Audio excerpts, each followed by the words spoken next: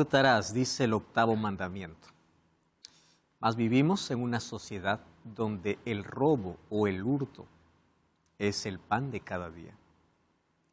Vemos noticias, vivimos experiencias desagradables. ¿Quién no ha sido en algún momento de la vida o no se ha llevado algún susto porque alguien le persiguió o alguien fue estafado o alguien fue robado? El robo y el hurto forma parte del día a día en nuestra sociedad. Se roban cuentas bancarias, cuentas y perfiles en redes sociales, se roban trabajos, se roba tiempo, en fin. Mas alguien definió que el robo es aquel acto de quitar las cosas a alguien con violencia, mientras que el hurto es hacerlo sin violencia. ¿Qué decir de las estafas, de aquellos mensajes que recibes donde has ganado una gran cantidad de dinero? La gente está usando la inteligencia que Dios le dio para hacer el bien, para su propio beneficio y para poder agredir o hacer el daño a los demás. Derrochar, acabar, destruir o usar de manera inapropiada los talentos que Dios nos da realmente es grave. Hoy vamos a hablar sobre las implicancias de este mandamiento y cuál es el principio que extraemos para nuestra vida. Bienvenido, está comenzando Biblia Fácil. Estamos en un camino donde estamos recorriendo cada vez en este programa un nuevo mandamiento y hoy ya llegamos al octavo mandamiento. Y felicitaciones por estar acompañando esta temporada y por estar allí del otro lado. No es casualidad de que estés viendo este programa y te invito también para que puedas ver toda la temporada desde su comienzo, si es que es la primera vez que estás viendo esto, y también las otras temporadas que van a complementar el estudio que estamos desarrollando en esta serie especial. Que Dios te bendiga de gran manera, nuestras oraciones te abracen en la distancia y felicitaciones una vez más por el tiempo invertido en el estudio de la Palabra de Dios. Bienvenido. Bienvenidos amigos a un nuevo estudio. Avanzamos cada vez aquí en nuestros programas entendiendo cada mandamiento de la ley de Dios basado en Éxodo capítulo 20. Hemos visto ya la base, el fundamento, los principios y hoy vamos al octavo mandamiento. Antes de abrir la Biblia, como siempre, vamos a orar. Oramos. Gracias Señor porque estamos comprendiendo tu palabra y en cada capítulo, en cada lección, en cada mandamiento, estamos extrayendo principios básicos, fundamentales para nuestra vida. Ahora estamos comprendiendo por qué es que tú dijiste no hagas tal cosa, para evitarnos dolor, sufrimiento, amargura, consecuencias que en la vida pueden ser evitadas. Y hoy pedimos que por tu gracia podamos ser restaurados y tu Espíritu Santo pueda grabar tu ley en nuestro corazón. Danos tu bendición, tu presencia y tu Espíritu nos lleve al conocimiento de esta verdad, mas también a la aceptación de esta verdad. En el nombre de Jesús. Amén. Amén. Muy bien. Hoy vamos a hablar sobre el octavo mandamiento. En el programa anterior hablamos sobre el séptimo mandamiento. El séptimo mandamiento dice no cometerás adulterio. Ese mandamiento abarca varios aspectos de la vida, mas el principio fundamental es mantente puro. La pureza antes del matrimonio y dentro del matrimonio. Existe una diferencia entre adulterio y fornicación.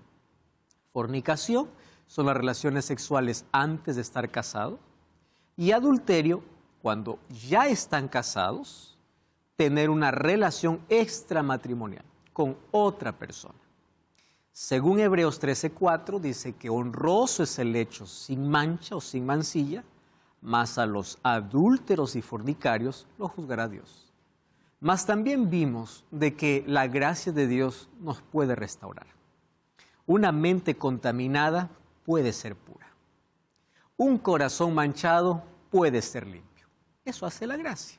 Eso es lo que hace Dios. Sin embargo, Dios quiere librarnos también de las consecuencias y el alto costo que hay que pagar por cada vez que se quiebra la ley de Dios. Entonces Dios dice, yo te muestro aquí, este es el camino, son principios, aplícalo para tu vida, es para tu bien. Tú te desvías y tú vuelves, yo voy a estar aquí esperándote, yo te voy a abrazar, yo te voy a perdonar, yo te voy a restaurar, pero las heridas que te haces por mantenerte fuera del propósito, aun cuando las cure, dejarán marcas. ¿Recuerdan ustedes la historia del pródigo? El padre lo recibió, el padre lo abrazó, sin importar cómo éste vino.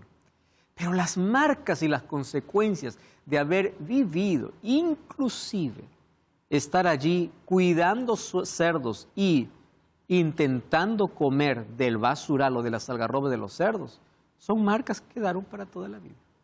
¿Pudo haberse evitado? Sí. Sin embargo, Dios nos da libertad para poder decidir. Por eso Él dice, hoy he puesto delante de ti la vida y la muerte, la bendición y la maldición. Elige tú. Mi ley son principios para proteger tu vida, tu salud, tu familia. ¿Quieres tomar otro camino? Eres libre. Pero quiero que sepas que las heridas, los golpes, las consecuencias que tú vas a sufrir son tremendas. Cuán importante es comprender que Dios nos da libertad. Dios no nos impone su ley. Dios nos muestra su ley. Cada uno elige vivir bajo los principios establecidos por Dios o bajo su propia voluntad. Más hablando del séptimo mandamiento, hoy vivimos en una sociedad donde el matrimonio ya no es más valorizado. ¿Para qué? Si podemos solamente juntarnos y ya está, ¿verdad? Unión libre. ¿Por qué? Ya no hay compromiso. El momento que quiero yo puedo dejar, no hay nada legal, no hay nada establecido. Ahora, pero ¿cuál es la importancia de un asunto legal? Hay muchos que dicen, bueno, finalmente, lo importante es el amor, no es un papel que se firma, ¿verdad? Lo mismo yo dijera, ¿para qué estudias? ¿Por un cartón? Cartón no sirve. El diploma que te van a dar no vale. Estudia en casa, anda a una empresa y dile así, yo estudié en casa, deme su diploma. No, eso no sirve. ¿Qué es un cartón? Lo importante es mi conocimiento. ¿Somos aceptados? ¿Por qué no? Fíjense que hay cosas en la vida que nosotros damos más validez que a otras.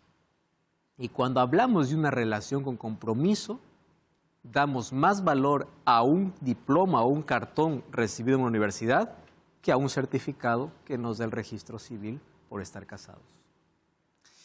En la Biblia encontramos que las cosas de Dios son simples, no son complicadas, son sencillas, pero son para hacer. Cuando uno desobedece a Dios, pensando y minimizando a lo que Dios dijo, no importa, yo lo puedo hacer mejor, uno comete un grave error. Una simple ilustración. Un día, Samuel demoró. Saúl estaba desesperado. Tenía las tropas enemigas al frente, el pueblo desertaba y él dijo, ¿cuál es el problema que espere a Samuel? Yo lo voy a hacer. Él minimiza las cosas de Dios. Ofreció el sacrificio. Finalmente, ¿cuál es el problema? Si él o yo soy rey, él es sacerdote, somos iguales. No, en cuestión de funciones, Dios dice, solo él tiene que hacer esto. No, pero es lo mismo. No es lo mismo. ¿Correcto? Cuando son las cosas de Dios, las cosas que parecen insignificantes son necesarias. ¿Para qué me bautizar? Si el bautismo es un símbolo. ¿Qué es eso de estar entrando y saliendo del agua? Eso no es lo importante es que yo amo a Dios. No, hijo, el que creyere y fuere bautizado será salvo. Cuando nosotros minimizamos las cosas de Dios, entramos en un grave peligro. Colocamos nuestra voluntad por encima de la voluntad de Dios. Dios dijo que el matrimonio sería establecido. Por eso Él dejó e instituyó incluso gobernantes.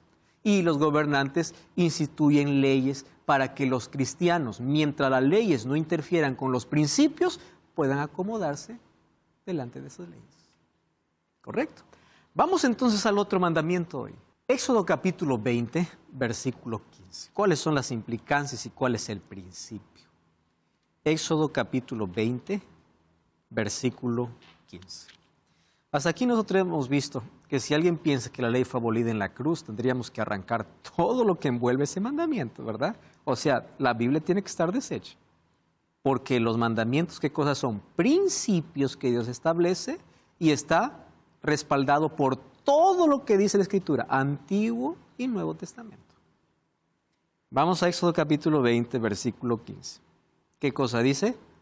No hurtarás. El robo es con violencia, dicen, y el hurto es sin violencia. Ambos hoy están en el día a día. Hay ciudades, lugares más peligrosos que otros, pero hoy la gente está buscando la manera de cómo obtener las cosas que quiere de la manera más fácil, sin importar a quién voy a quitar, a quién voy a herir o qué cosa voy a hacer. No hurtarás. Pequeño, así como el no matarás, es simple, no hurtarás. Entonces ya entendimos que para poder entender un principio de la ley de Dios, este principio va a ser ampliado en la Biblia. Porque aquí es simple, no hurtarás. Entonces yo veo el mandamiento y digo, no robo, ya está. Ya está. Simple, ya guardé el mandamiento. No, implica muchas cosas. No hurtarás. Yo no sé si ustedes han tenido alguna vez alguna experiencia de un asalto, de un robo. Mientras estemos en esta vida, en algún momento nos va a pasar alguna cosa, ¿verdad? En algún momento. Somos víctimas de un robo, de un hurto, en fin. ¿Cuál es el principio detrás de este mandamiento? Génesis 3, 19. Con el sudor de tu rostro comerás el pan hasta que vuelvas a la tierra, porque de ella fuiste tomado, polvo eres y al polvo volverás. ¿Cuál es el principio detrás de no robarás? El principio es, las cosas en la vida se obtienen con esfuerzo. Es eso el principio. Con el sudor de tu frente comerás el pan del día. ¿Hay muchos que pueden llegar a ser profesionales solamente copiando? Sí, pueden. Muchos con plagios pueden llegar. El asunto es después cuáles son las consecuencias que ellos cosechan de este problema. Hay muchas cosas que pueden enriquecer, hay muchas personas que pueden enriquecerse con actos de corrupción, pueden. ¿Cuál es la consecuencia? No disfrutan. Un día se descubre, pierden todo y ¿dónde acaban? En la cárcel. O sea, las cosas que el ser humano intenta obtenerlo de la noche a la mañana de la manera más fácil, lo pierde todo y pierde su libertad. No vale la pena. El principio aquí es, por favor, entiende que el pan, y ese pan obviamente va a involucrar todo lo que nosotros queremos, soñamos en la vida, no solamente el alimento, todo. Vas a obtenerlo con esfuerzo. ¿Dónde lo aprendemos eso? En casa. En casa. ¿Saben cuál es el peligro de como padres dar siempre a los hijos más de lo que es recomendado? Es que piensan que todas las cosas están a su disposición y todo puede tenerlo fácil. ¿Cuán importante, por ejemplo, aquellos que hemos crecido teniendo muchas necesidades, en la vida hemos descubierto que ha sido la mayor bendición que hemos tenido? Porque hemos aprendido a trabajar, a esforzarnos y a valorar las cosas, porque nunca los tuvimos. Solo que a veces cuando somos padres, nosotros queremos que los hijos, y ese es un concepto que la mayoría de papá tiene, ¿no? Tenga lo que yo no tuve. Voy a facilitarle tanto que no sufra como yo sufrí. Sin darnos cuenta que el camino que nosotros recorrimos fue lo mejor. Con eso no quiero decir que obviamente no hay que darle, como papá uno quiere darle. El asunto es, hay que enseñarle que las cosas tienen un precio, tienen un valor.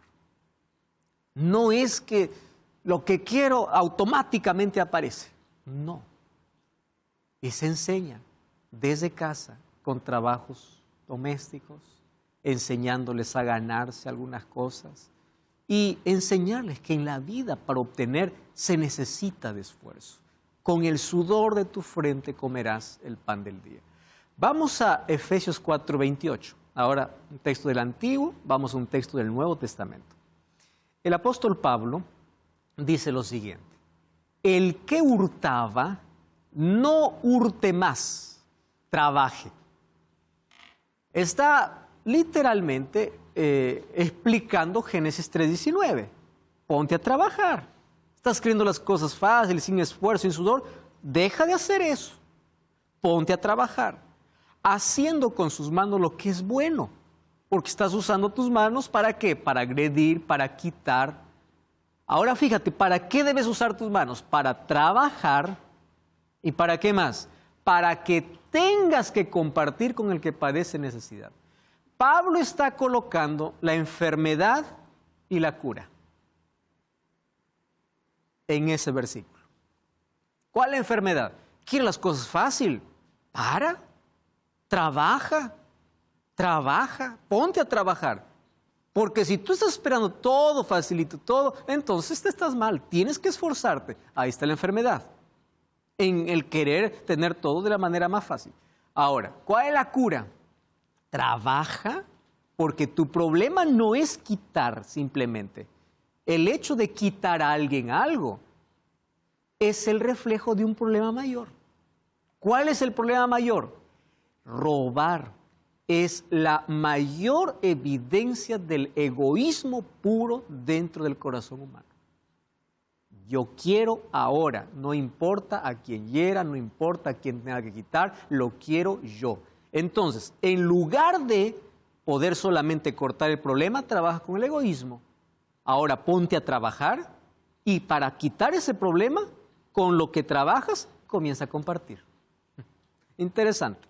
Deja de quitar y comienza a dar. Para que exista ese cambio entre quitar y dar, hay que trabajar. Ese es el principio que está colocando aquí Pablo. Yo no sé, este programa lo ven tantas personas. ¿Será que hay alguna persona que anoche robó o está robando?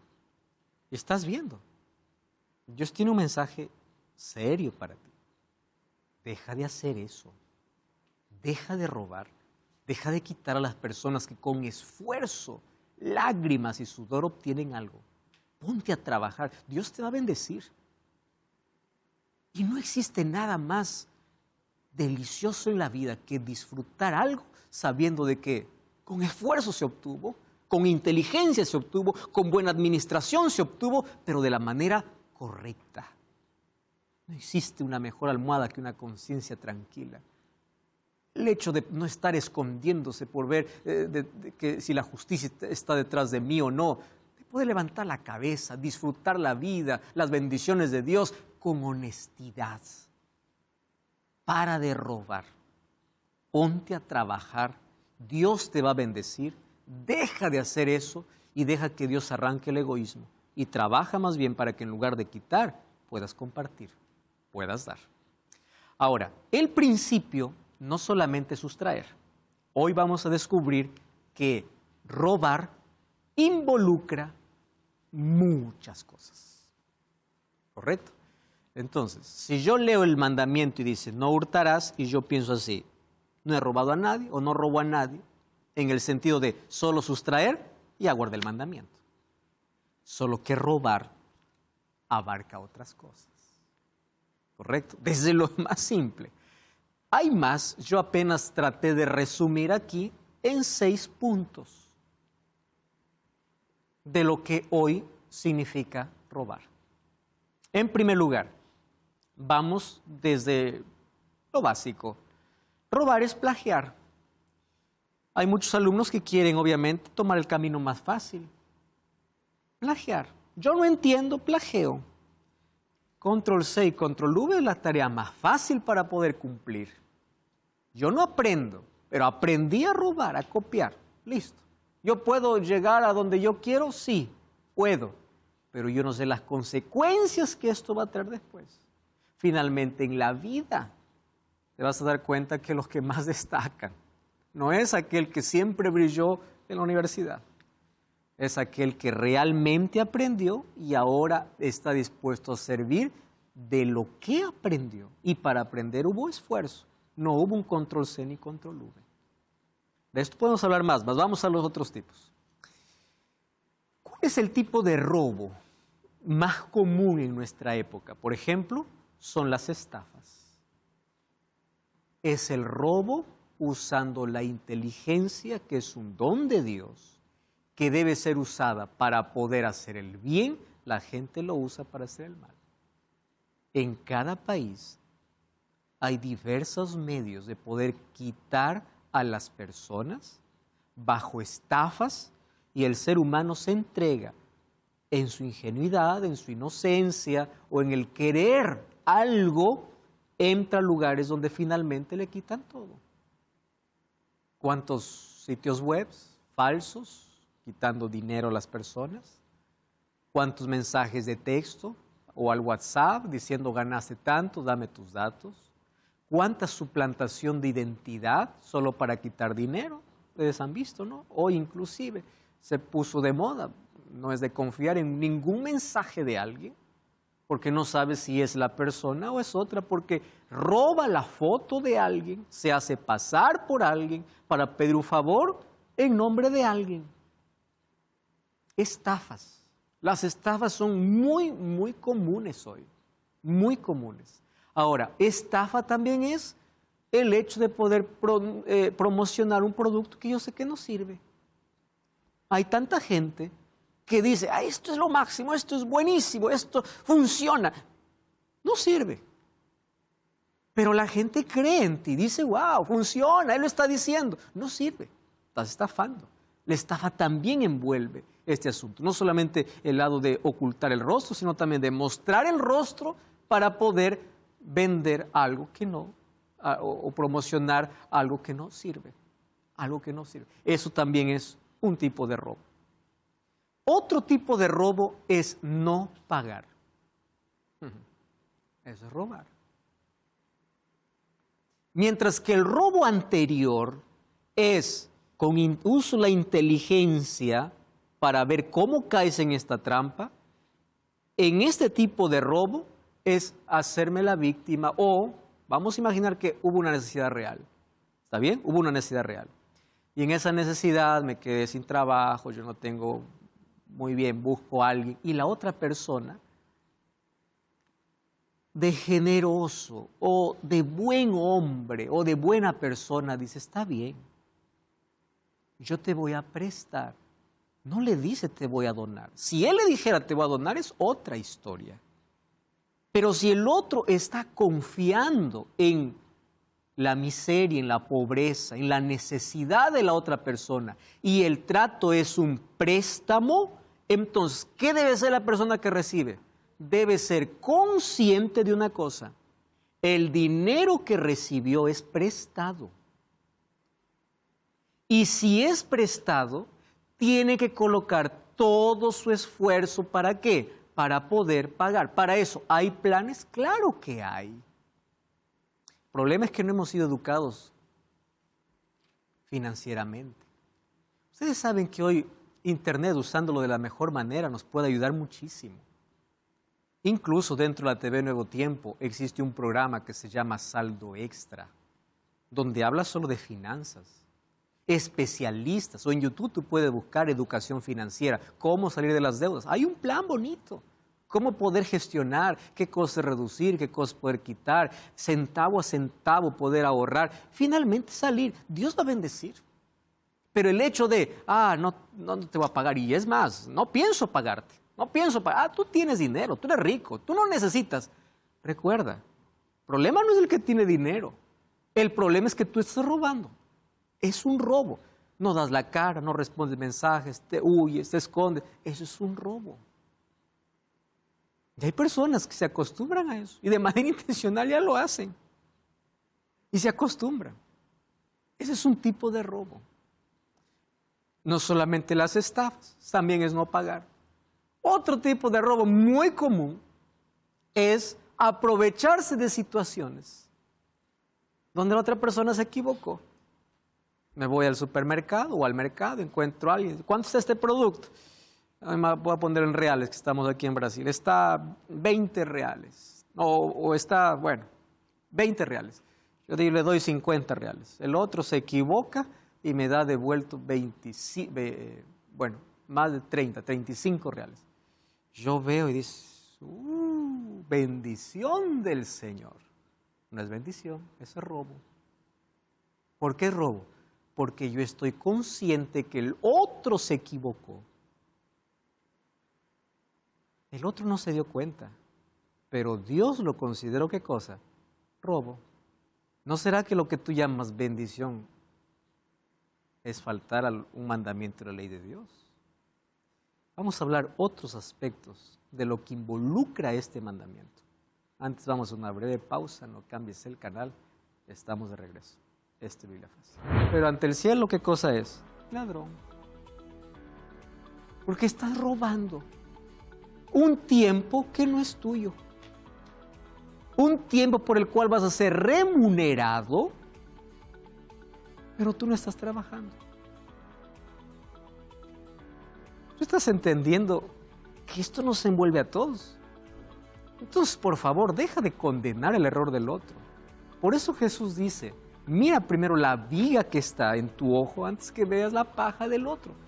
Tú puedes llamar que el otro tiene una viga, pero la viga lo tienes tú. Ahora abordando el 8º mandamiento, no hurtarás. Y ya vimos que robar o hurtar involucra varios aspectos de la vida. Finalmente uno tiene que tomar decisiones. Mas la decisión que debes tomar hoy es de ser honesto. De nuestras decisiones depende nuestro destino. Hoy quiero ofrecerte una revista, la revista Esperanza, Cielo o Infierno, hablando además de las consecuencias que traen nuestras malas decisiones. Una conciencia intranquila, un camino equivocado nos puede no solamente definir nuestro destino eterno, sino también complicarnos tremendamente la vida. Puedes solicitar esta revista de forma gratuita en nuestro WhatsApp, más 5512 9810 1460. Te repito el número, más 5512 9810 1460. Envíanos un mensaje de texto solicitando el curso bíblico y te haremos llegar. Es totalmente gratis, así que puedes solicitarlo ahora mismo. Vamos a continuar ahí con nuestro estudio. Hasta aquí hemos visto que el 8º mandamiento de no hurtarás envuelve varios aspectos de la vida. No devolver vuelto, no devolver lo prestado, no solamente sustraer, también es pedir algo y no devolver finalmente, en fin. Vamos a otro aspecto. Robar también es el cobro excesivo o el pago injusto. Fíjense cómo somos los seres humanos. Cuando el ser humano dice, yo soy muy listo, en otros países dice, soy muy vivo, no en el sentido de estar vivo, sino en el sentido de ser listo, de sacar provecho de la situación. Esto es un robo. Por ejemplo, hay lugares donde hay un producto, en fin, que alguien está vendiendo, mira el rostro de aquel que viene y dice, ese es turista. Al turista no se le cobra el precio, se le cobra más del precio. ¿Por qué? Porque él no conoce cuál es el precio normal dentro del país. El cobro excesivo de cualquier producto por encima de cualquier de lo normal, eso también, ¿qué cosa se llama? Robo. Vamos a otra situación. La otra situación es lo siguiente. Yo, en mi presupuesto, yo sé cuánto voy a consumir semanal o mensualmente en el mercado.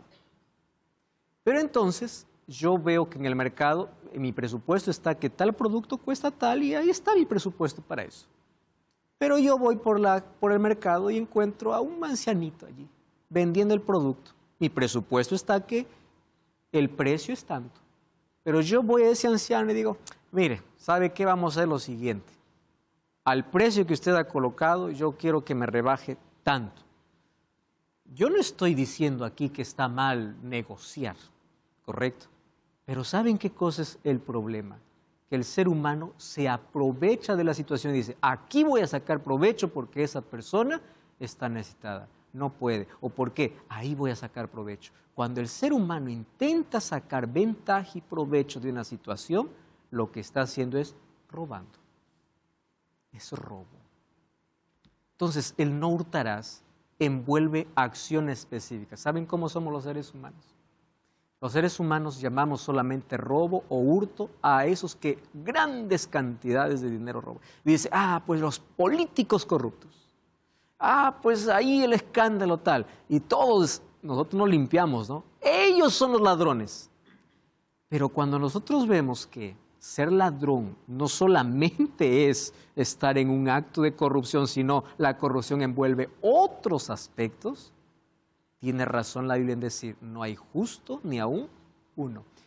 ¿Cuál es nuestro problema? Nuestro problema es cuando definimos el mal y definimos el pecado. ¿Recuerdan ustedes las personas que querían apedrear a la mujer a los pies de Jesús? ¿Cuál era su problema? Ella adulteró y ella merece morir. Ella es adúltera, ella es pecadora. Esos somos los seres humanos. Él es así, él es ladrón, él es muy bien. Jesús nos mira con compasión y dice, hijito, tú estás en la misma condición que él, solo que en él se vio el fruto y tú lo tienes escondido. Jesús comienza a escribir sobre la tierra. ¿Y qué comienza a escribir? La Biblia no dice. Sin embargo, lo que comienza a escribir en la tierra son los pecados de cada uno de ellos. Sin nombre, obviamente. Cada uno, al ver que Dios conocía lo que había en su corazón, fue tirando la piedra y yéndose. ¿Por qué razón? Porque mientras yo acuso a alguien, él es ladrón, Dios abre la palabra y dice, a ver, ¿quién es un ladrón? ¿Solo él? ¿O será que tú también eres? Muy bien, él es un adúltero. Muy bien, ¿quién es un adúltero? ¿Es solo aquel que cometió el acto o también aquel que en su pensamiento abrigó? Por eso es que ningún ser humano puede decir yo soy mejor que otro. El ser humano solo por la gracia de Dios puede ser transformado en la medida que el Espíritu Santo trabaja en su vida. ¿Y saben cuál es la evidencia de que el Espíritu Santo trabaja en la vida? El ser humano cada vez se siente más indigno y menos acusador de los otros. Porque hay un principio. Mientras más cerca estés de la luz, más ves tus manchas. Mientras más lejos estés de la luz, más perfecto eres. Pero si tú pones mucha luz, te ves hasta los poros. Así sucede con una persona. Aquella persona que siempre está apuntando, condenando el error del otro, Jesús también escribiría en la tierra que aquello que está condenando, él lo practica. Y él está en la misma condición que el otro. Por eso es que al pie de la cruz todos somos iguales, necesitados de la gracia de Dios. Porque sin la gracia de Cristo todos estamos perdidos. Todos. ¿Ustedes se dieron cuenta que la ley de Dios no involucra solo acciones? Involucra motivaciones. Porque Dios no solamente ve la acción, eso vemos los seres humanos. Y nosotros juzgamos en base a lo que vemos. Mas Dios ve con qué motivación haces. ¿Por qué tú pagaste a él más y a él menos? ¿Por qué te aprovechaste aquí? La gente no se dio cuenta. Pero ya se escribió ladrón. En la misma condición que aquel que tú dices, ese es ladrón, pero tú también eres ladrón. Fíjense, otros aspectos. Robar horas de trabajo. Eso es robar. Hay gente que se va a la hora de trabajo, ¿no? Llega tarde, sale temprano y encima, en el día está todo el rato allí haciendo hora, conversando, viendo redes sociales, haciendo cualquier, menos su trabajo. El jefe no se da cuenta, puede ser. Pero ante el cielo, ¿qué cosa es? Ladrón. Porque estás robando un tiempo que no es tuyo. Un tiempo por el cual vas a ser remunerado, pero tú no estás trabajando. Tú estás entendiendo que esto nos envuelve a todos. Entonces, por favor, deja de condenar el error del otro. Por eso Jesús dice, Mira primero la viga que está en tu ojo antes que veas la paja del otro. Tú puedes llamar que el otro tiene una viga, pero la viga lo tienes tú. Y puede ser que el otro sea una paja delante de la viga que tienes en tu vida. Solo por la gracia de Dios. Eso de estar condenando, acusando, criticando, eso es diabólico. De eso vamos a hablar en el próximo mandamiento. ¿Correcto? Otra manera de robar, Malaquías 3, 8 al 10. Malaquías es el último libro del Antiguo Testamento. 3, 8. Dice así: ¿robará el hombre a Dios? Ustedes me habéis robado. Y dijeron: ¿en qué te hemos robado? En vuestros diezmos y ofrendas. Malditos sois con maldición, porque vosotros, la nación toda, me habéis robado. Traed los diezmos a la alfolía y alimento en mi casa, y probadme ahora en esto, dice Jehová de los ejércitos, si no os abriré las ventanas de los cielos y derramaré sobre vosotros bendición hasta que sobreabunde. Yo voy a hacer aquí una aclaración muy simple. Yo hoy día no voy a hablar del diezmo, porque para hablar de esto es revisar toda la Biblia. Mas yo te voy a invitar que tú busques en Biblia fácil diezmo. Y ahí texto por texto bíblico. ¿Qué significa esto? Mas voy a resumir lo que Dios está hablando aquí. Algunas personas dicen así: el diezmo solamente fue para los levitas y apareció solamente por el pueblo judío. Vamos a Génesis, capítulo 14. Vamos a leer el versículo 18 hasta el 20. Dice así: entonces Melquisedec, ustedes saben que Melquisedec es un título que va a aparecer nuevamente en Hebreos para representar o para comparar con Jesucristo. Porque de Melquisedec no se conoce ni su origen, ni su inicio, ni su fin. Igual que de Jesús, Hebreos va a hacer una comparación interesante con Melquisedec. Y en Génesis no están los judíos. Y Abraham no era judío, lo he repetido varias veces. ¿Correcto? Muy bien, ¿qué cosa dice? Entonces Melquisedec, rey de Salem y sacerdote del Dios Altísimo, sacó pan y vino. Y le bendijo diciendo: bendito sea Abraham del Dios Altísimo, creador de los cielos y la tierra, y bendito sea el Dios Altísimo que entregó a tus enemigos en tu mano, y le dio a Abraham los diezmos de todo. Yo me pregunto, ¿le pidió Melquisedec? No, no le pidió. Es que los diezmos es un reconocimiento que la victoria que Abraham tuvo no era por su capacidad, era por bendición de Dios. Dios nunca pide lo que no te da. ¿Qué cosa es un diezmo? La 10ª parte de lo que tú recibes.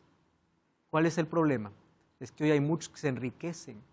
Hay muchas iglesias que se abren y solamente hablan de prosperidad. Y esto es otro asunto. Tienes que aprender a diferenciar teología de la prosperidad del diezmo. ¿Cuál es la teología de la prosperidad? Ven, entrégame tu sueldo que Dios te va a dar 10 veces más. Eso no es bíblico. Uno no da para recibir. Uno entrega porque recibió. Esa es la diferencia entre diezmo y teología de la prosperidad. Mientras que uno está haciendo negocio con Dios, yo te doy tanto a ver cuánto recibo. El diezmo es: Señor, tú me diste en gratitud. Eso es lo que hizo Abraham. Y aquí no estamos hablando del sistema levita. Vamos al Nuevo Testamento. Pastor, pero es en el Antiguo Testamento. A ver, abran sus Biblias en Mateo 23. Mateo capítulo 23, versículo 23. Miren lo que dice el texto bíblico. Y Pablo luego va a repetir: el que vive el Evangelio, que coma del Evangelio, ¿no? Mateo 23, 23 dice así: ay de vosotros, escribas y fariseos hipócritas. Ahora, presten atención aquí. Porque diezman la menta y el eneldo y el comino, y dejan lo más importante de la ley, la justicia, la misericordia y la fe. Muy bien, hasta ahí, ¿qué cosa entienden? Muy bien, Jesús está en contra del diezmo. ¿Sí o no? ¿Se entiende así o no?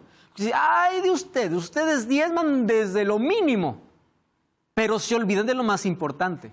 Recuerden que Jesús está hablando aquí, pero el versículo no ha terminado todavía. ¿Cómo termina el versículo?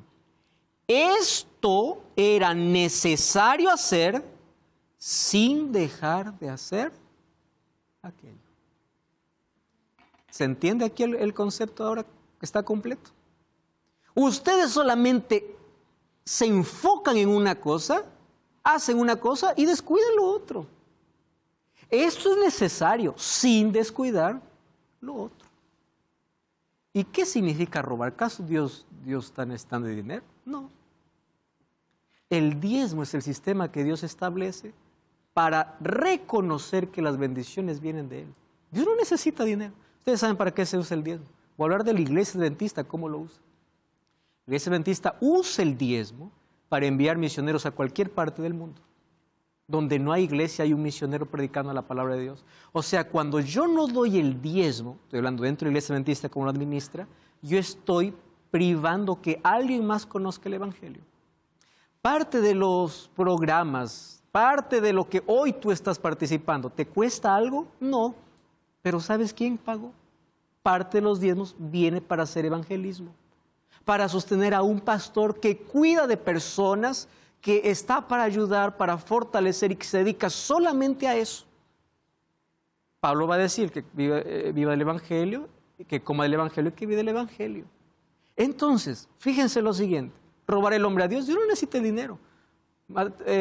Salmo 24:1, mío es la tierra y todos los que en él habitan, dice.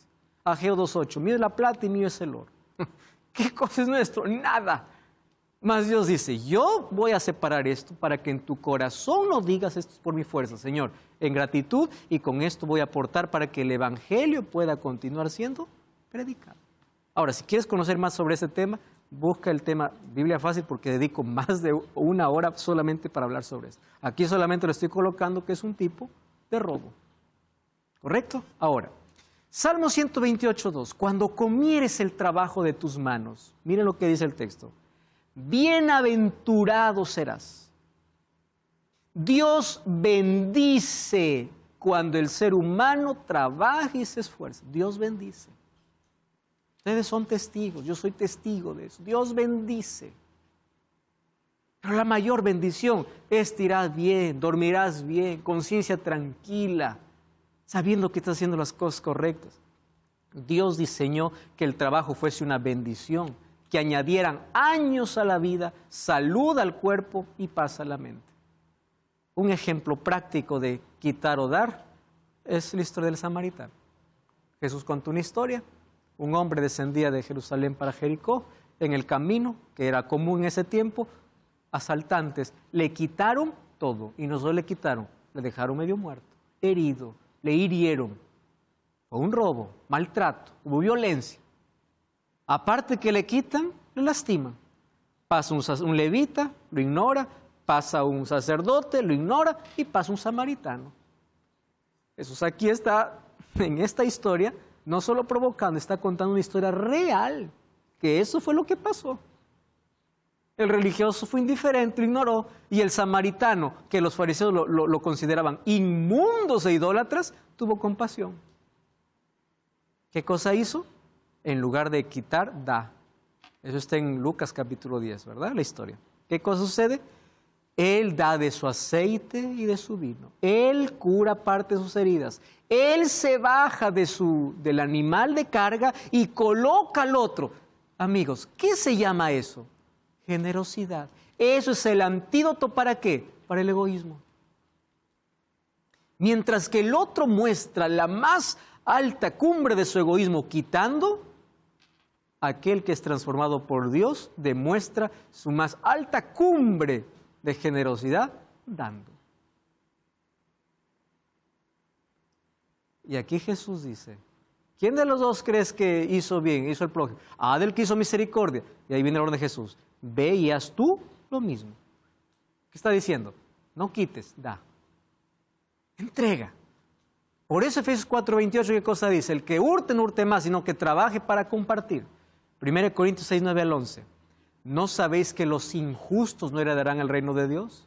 No erréis, ni los fornicarios, ni los idólatras. Amigos, si ustedes se dan cuenta, aquí está hablando de aquellos que quebraron la ley de Dios.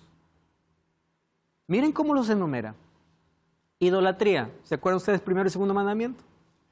Fornicario, ¿se acuerdan del séptimo mandamiento? Adúltero, ¿se acuerdan del séptimo mandamiento? O sea, ¿qué está diciendo Jesús? Los que no heredan la vida eterna son los que quebraron la ley.